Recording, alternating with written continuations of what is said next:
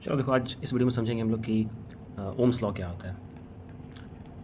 Okay, so basically Ohm's law क्या बताता है कि एक कांस्टेंट टेम्परेचर पे, एट कांस्टेंट टेम्परेचर जो करंट फ्लो हो रहा है, ओके, करंट फ्लो है किसी सर्किट में, तो वो करंट फ्लो जो है वो डायरेक्टली प्रोपोर्शनल होता है पोटेंशियल डिफरेंस के। ओके, अब इसके कहने का मतलब क्या है, इसको समझते हैं। कहने का मतलब ये है कि अगर पोटेंशियल डिफरेंस बढ़ रहा है, अगर पोटेंशियल डिफरेंस इंक्रीज़ हुआ तो करंट भी क्या होगा, इंक्रीज़ होगा। पोटेंशियल डिफरेंस यानी कि वोल्टेज, अगर वोल्टेज बढ़ रहा है तो इलेक्ट्रिक करंट भी बढ़ेगा। ओके, इसको हम लोग ऐसे भी लिख सकते हैं कि V directly proportional to I। अब ये चीज़ समझते हैं कि प्रोपोर्शनलिटी की साइन को अगर हटाकर इक्वल लगाते हैं हम लोग तो हमें कांस्टेंट चाहिए होता है। तो यहाँ पर वो कांस्टेंट क्या होगा, वहाँ यहाँ पर वो कांस्टेंट लगाते हैं हम लोग R।